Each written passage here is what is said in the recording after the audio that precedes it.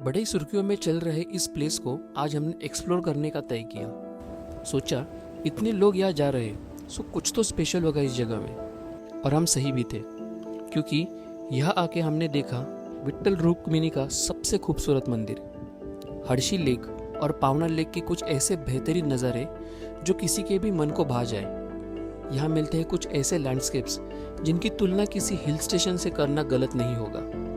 आखिर में एक वाटरफॉल काफ़ी था हमारे एक्सप्लोरेशन को सफल बनाने के लिए। तो चलो चलते हैं महाराष्ट्र के एक और ऐसे हसीन गांव हर्षी को देखने। वीडियो के अंत तक बने रहें इस सफ़र की पूरी कहानी सुनने के लिए।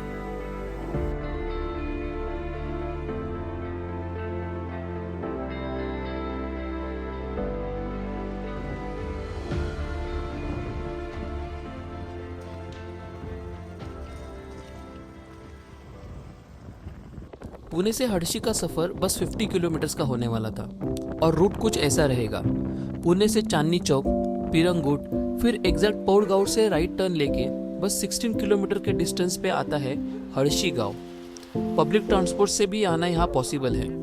आपको स्वारगेट से या कोथरूड से साटे वस्ती हर्षी के लिए बस मिल जाएगी, जो आपको 2 घंटों में हर्षी पहुँचा देगी। सुबह 6 बजे निकल के हम पौड़ में पहुँचे ही थे कि हमारी बाइक पंचर हुई।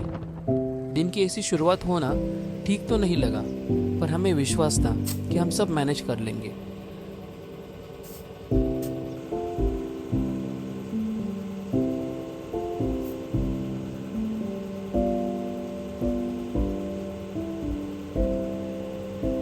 पौड़ के आगे रास्तों की कंडीशन और उसमें इन नज़ारों ने दिल को राहत दिलाई और आगे बढ़ने की हिम्मत और बढ़ गई। मौसम हमेशा की तरह हमारे फेवर में था। रास्ते में एक स्पॉट हमें दिखाई पड़ा तो हम रुक गए। यह है गिरवन व्यू पॉइंट, जो पड़ता है कोलवन पौड़ रोड पे, जिसका लोकेशन मैंने डिस्क्रिप्शन में डाल दिया है। इस नदी का कुछ नाम तो पता नहीं, बट यहाँ से दिखने वाले वो घने पेड़ों से सजे पहाड़ और उनकी चोटी पे मंडरा रहे बादल, इन सब का दृश्य बहुत ही बढ़िया लग रहा था।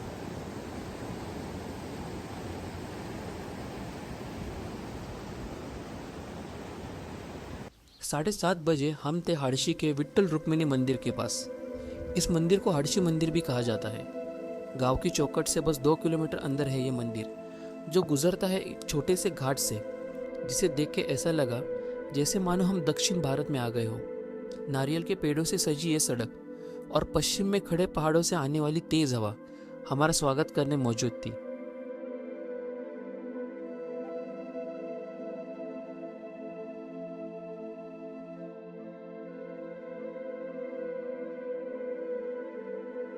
हम मंदिर के परिसर में पहुंचते हैं और वहाँ हमें ये पता चलता है कि ये बस एक मंदिर नहीं है, बल्कि एक पूरा एडवेंचर पार्क है। एक ऐसी जगह जहाँ फैमिली का हर मेंबर, छोटे से लेकर बुजुर्ग तक, इस जगह को एंजॉय कर सकते हैं। चलो बताता हूँ कैसे। पार्किंग स्पेस इतना बड़ा और इतना सुंदर नज़ारों से भरा था कि एक पल के लिए हमें लगा ये कोई हिल स्टेशन का व्यू पॉइंट है, जहाँ पे दूर तक फैला एक पठार था और दक्षिण पश्चिम दिशा में पहाड़ों की एक समान श्रृंखलाएं, जिनकी चोटी को बादलों ने घेर लिया था।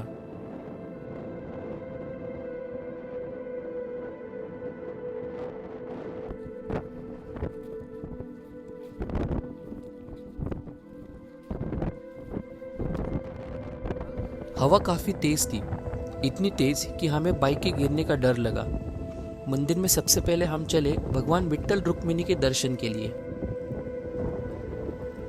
इतने शानदार मंदिर को हम आज विजिट कर रहे थे, ये यकीन नहीं हो रहा था। मंदिर की बनावट और इसकी सजावट अविश्वसनीय है।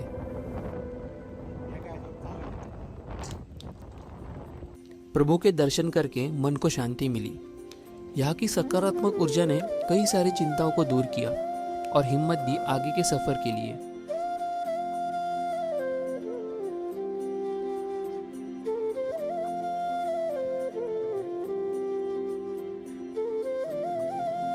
वहां से हम आए श्री गणेश जी के दर्शन के लिए, जहाँ कुछ समय बिता के हम चले मंदिर का चक्कर लगाने।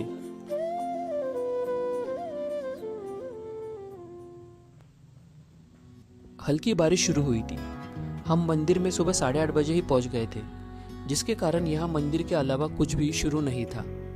बट मैं आपको बताता हूँ यहाँ आप क्या क्या कर सकते हो। यहाँ की एंट्री फीस और टाइमिंग की डिटेल्स मैंने डिस्क्रिप्शन में मेंशन कर दी है।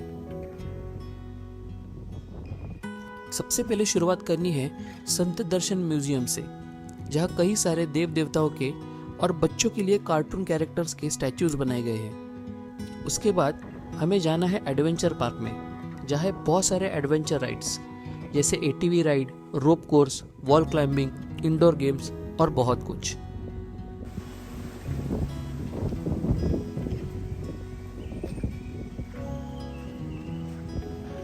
अब बारी थी हर्षी लेक की। ये था आज का हमारा दूसरा स्पॉट। सह्याद्री के विशाल पहाड़ों के घेरे में बसी है ये लेक, जहाँ बोटिंग, कायाकिंग जैसे वाटर स्पोर्ट्स किए जाते हैं। पता है इस लेक की सबसे खास बात क्या है? यहाँ कोई भीड़ नहीं है। हर्षी लेक को हमने बैक साइड से देखा, ना कि एंट्री गेट से, इसीलिए हमें कुछ ऐसे नज़ारे देखने मिले जो आम लोग अक्सर मिस कर देते हैं। आपको भी मैं इसका लोकेशन बता दूंगा। इस बंद पड़े ब्रिज पे बस हम दोनों ही थे, जिसके चलते हमने इन वादियों में फैली शांति को सुकून से महसूस किया। लेक रोड साइड होने के कारण कोई ट्रेकिंग की जरूरत नहीं पड़ती। महज 10 कदम चल के इस लेक के पानी तक को आप छू सकते हो, बस थोड़ा संभल के, क्योंकि इसकी गहराई ज़्यादा है।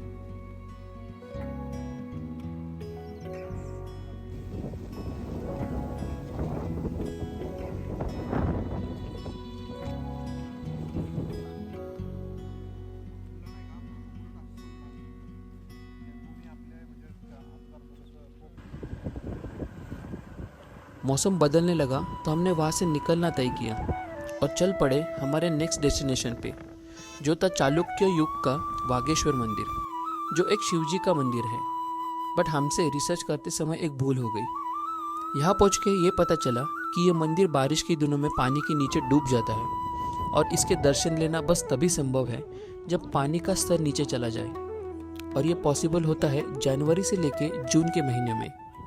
लोकल से थोड़ी बात करके हमने बाकी जानकारी हासिल की।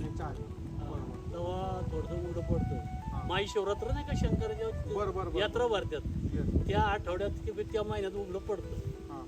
त्याच्यानंतर इकडून जायला वाट थोडीशी उशिरा होती, एक महिना पाणी नदी येते ती शेजारी। हा, तर तिकडनं लोक येतात, त्या तिकडनं वरून येतात। थोड़ा बुरा लगा कि महादेव जी के दर्शन ना हो सके। वैसे ये पावना लेक ही है, बस हम इसे किसी और तरफ से देख रहे थे। थोड़ा वक्त हमने वहाँ पे भी बिताया। फिर इस थर्ड स्पॉट को स्किप करके हम चल पड़े हमारे फोर्थ एंड लास्ट स्पॉट पे।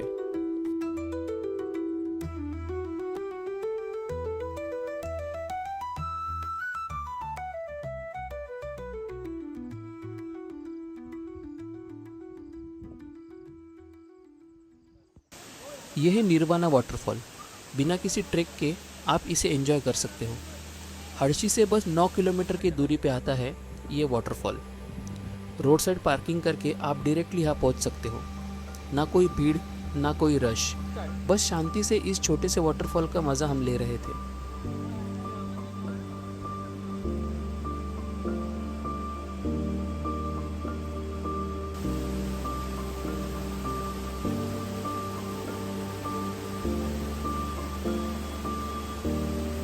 कुछ देर के लिए तेज बारिश आके गई, जिसने इसके पानी के बहाव को और थोड़ा तेज कर दिया। मॉनसून के हर ट्रिप पे हमें कहीं ना कहीं वाटरफॉल मिले हैं, छोटा हो या बड़ा, बस पानी मिल जाए उतना ही हमारे लिए काफ़ी है।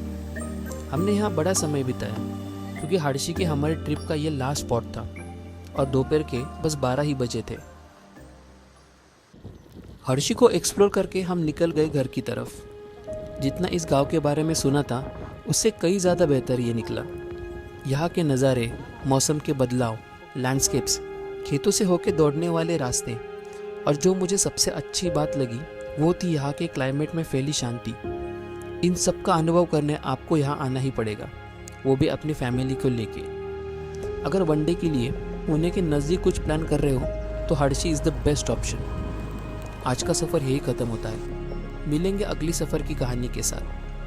आपका ऐसे ही प्यार देते रहिए और हमारे चैनल TNT व्लॉग्स को सपोर्ट करते रहिए।